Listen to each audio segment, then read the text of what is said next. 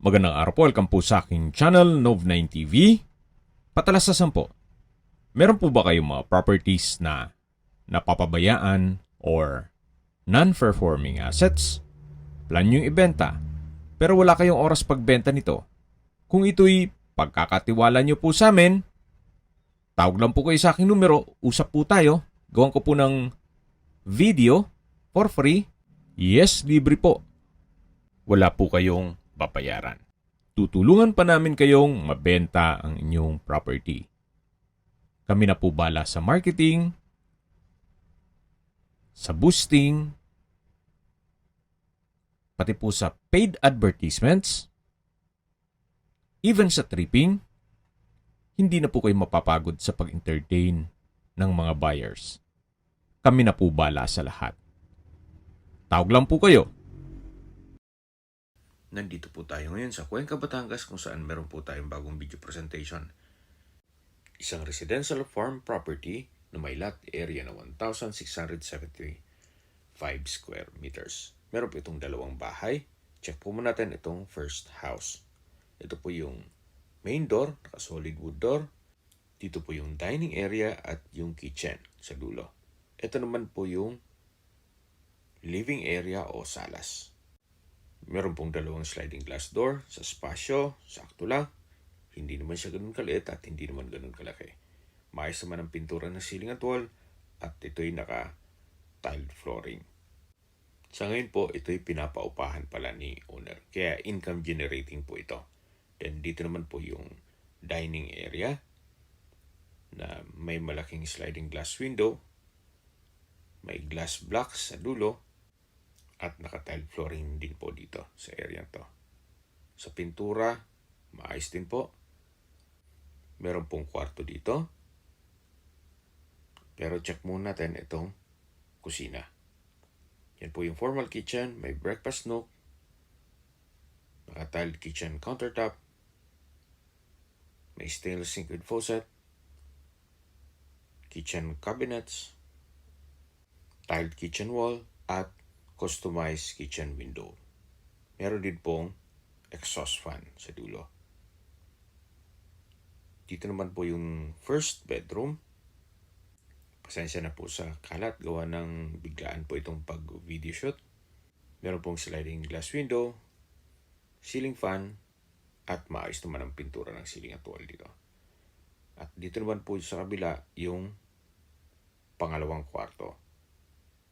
Mas malaki naman po ito. At meron pong dalawang sliding glass window at may ceiling fan din po. May access door po ito sa common toilet and bath. Yan po yung pintuan na access dito sa kwarto. At meron din po sa may kusina. Bali po, dalawa ang pintuan nitong common toilet and bath. So hindi nyo na kailangan lumabas kung sakali man na gagamit kayo ng banyo. Ito po ulit yung kusina. Ito naman po yung tinutukoy ko na access door dito sa common toilet and bath. Kung saan maayos naman toilet fixtures, naka-tile bathroom wall. At yun po yung pintuan papunta naman sa kwarto. Ito naman po yung access door papunta dito sa garahe. Yan po yung perimeter fence. Nakabakod na po itong buong property. Ito naman po yung covered car garage. Nakakasyang mga 4 na sasakyan. Napakalaki pa po ng bakanting lote na pwede nyo pang lagyan ng swimming pool o another bahay kung malaking pamilya kayo. O pwede nyo mang pagtanman. Ang kagandahan po dito sa property ito, ito'y along Barangay Road. At malapit pa sa barangay hall. Kaya kahit wala po kayo dito, may mga tao sa paligid. At hindi lang po yun, dito po ay napakatahimik, sariwa ang hangin, at malamig po ang klima. Ito po ay nasa mataas na lugar. Ang estimated elevation above sea level ay 945.5 feet. Malayo na rin po ito sa 14 kilometers danger zone ng Taal Volcano. Nandito na po tayo sa pangalawang bahay. Maayos naman po ang structure. Ito'y well-maintained, kaya ready for occupancy. Ito naman po ay halos hindi natirhan ni owner. Gawa ng nasa Amerika po sila. Kaya kung ang interested buyer ay nasa Amerika, mas mapapabilis ang transaksyon nyo. So check po muna natin. Samahan niyo po ako, pasok po tayo. Welcome po dito sa bahay ay ni Ma'am at Sir kung saan napakaaliwalas po. Ito po yung receiving area. Open concept lang siya hanggang sa living area. Kaya napakaaliwalas. Then meron pong pass-through window. May breakfast nook. At dito naman po yung dining area. Malaki din ang espasyo. May pantry, may drawer, at may built-in cabinet. May ceiling fan na rin po ito. Ito po yung formal kitchen. Naka-tile kitchen countertop, may glass blocks, stainless sink with faucet, kitchen cabinets, at storage ng kitchen utensils. Yan po yung wooden built-in cabinet. At dito naman po yung access door na papunta sa service area. Ito naman po ay paikot lang to. Meron pong access dito papunta sa living area. Kung saan, dyan po tayo galing kanina. At matatanaw nyo yung main door. Meron din pong sliding glass window dito sa dulo. At ito po yung first bedroom. Naka-solid wood door. May ceiling fan. Sa spasyo, sakto lang. Hindi din siya ganun kaliit at hindi naman ganun kalaki. Okay, check natin yung kabilang kwarto. Ito po yung second bedroom. Ganun din po. Naka-solid wood door. May sariling glass window. Maayos naman ang pintura ng ceiling at wall. At may wardrobe. Katabi lang po nito ang common toilet and bath. Kung saan maayos naman po ang mga toilet fixtures. At naka-tile bathroom wall na rin po ito. Lipat po tayo dito sa third bedroom. Mas malaki naman po ang espasyo dito. Meron pong dalawang steel window, may wardrobe, at ceiling fan. Labas po tayo. So dito naman po yung hagdan. Naka-wooden handrail at railing at concrete staircase. Samahan niyo po ako. Akyat po tayo. So, ito po yung papunta naman dito sa second floor kung saan meron po itong mga kwarto at view deck. Ito po yung first bedroom. Malaki naman ang espasyo. May built-in cabinet. Meron pong glass window sa dulo. Labas po tayo para check natin yung kabilang kwarto. Dito po sa kabilang kwarto ay malaki din ang espasyo. Meron din po itong built-in wardrobe o cabinet. Then may glass window. At meron po itong sariling toilet and bath. Naka-tiled bathroom wall. May water closet. Bathroom sink. Bathroom window. At naka-tiled bathroom wall. Halos wala na po kayong ipapagawa dito sa property. Siguro kung masela, retouch na lang ng pintura, then linis na lang sa paligid nito. At syempre, you might consider this property dahil sa binaba na po ang presyo nito.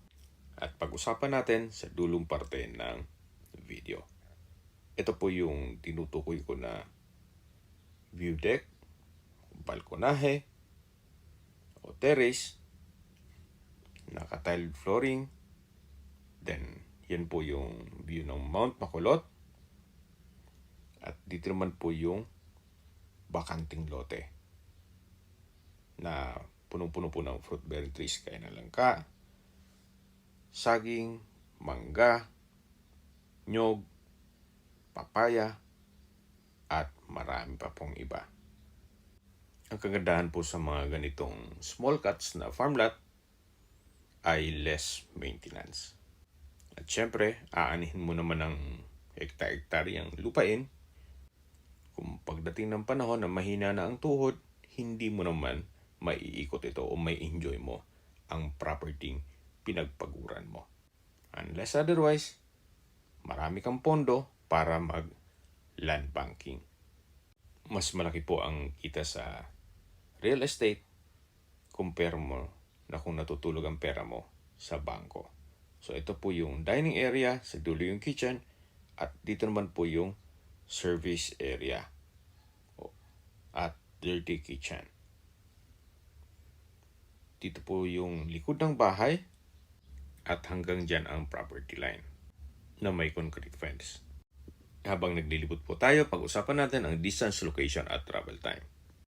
Ito pong property ay along Barangay Road at napakalapit po sa National Highway. Kaya accessible po ito ng public transportation. Ang distance mula highway ay 500 meters. At kung lalakarin, mga 8 minutes walk. Kung may sasakyan, mga 2 minutes drive. Mula naman po sa public market ng Cuenca, Batangas, ang distance is 1.5 kilometers at ang travel time is 4 minutes. Sa Cuenca po ay kompleto rin gaya ng supermarket, banks, groceries, hardware, drugstore, at hospital. Yan po yung lagi kong binabanggit sa aking video na dapat yung i-consider sa paghahanap ng property, yun meron pong malapit na hospital. Hindi ko naman po sinasabing sakitin kayo, yan man po for emergency purpose lang naman. Mula naman po sa Batangas Port, ang distance 20 kilometers at ang travel time is 37 minutes. Mula naman po sa Lipa City, ang distance is 15 kilometers at ang travel time is 25 minutes. At kung manggagaling naman po sa Manila o sa airport, ang distance is 88 kilometers at ang travel time is 1 hour and 24 minutes. Okay, sa presyo na po tayo. Kung pamilyar po kayo dito sa property, opo, na-vlog na natin to. Ang dating price is 14.5. Ngayon po, nag-price drop na ng 10.5 million pesos net. Ibig pong sabihin, si buyer na sasagot sa lahat ng taxes at expenses with regards to documentation. Gawa ng binabaan na po ang presyo nito. Kung may mga katanungan po kayo, tawag lang po kayo sa aking numero at sa mga kababayan naman natin na sa ibang bansa, meron po akong Telegram. Sa mga iPhone user man, may message. Meron din pong email, Skype, Viber at WhatsApp. Same number lang po, 0917-316-3399. Sa mga nagtatanong naman po ng aming Facebook, meron po aming Facebook page na Nov9TV at Facebook Real Video. Meron din pong TikTok at Instagram. May ibang YouTube channel po kami, the Nov9TV channel, Nov9TV Listings, Nov9TV On The Spot, Nov9TV Updates, at Nov9TV House Rental. Sana po naibigyan nyo ang video presentation. Paki-like and subscribe na lang po sa aking channel para ma-update din po kayo sa aking future listings. Kung sakali po hanap nyo yung mas malaking sukat ng lupa, meron din po kami ibang listings na pwede nyong pagpilian. Huwag po kayong mag-atubiling tumawag sa amin. Then, let us know your budget para malaman namin kung anong property pwede naming ilog sa inyo. Sa lahat pong viewers, subscriber at nagtiwala po sa amin, salamat po sa suporta. Ingat po kayo lagi at yung pamilya. Maraming salamat po.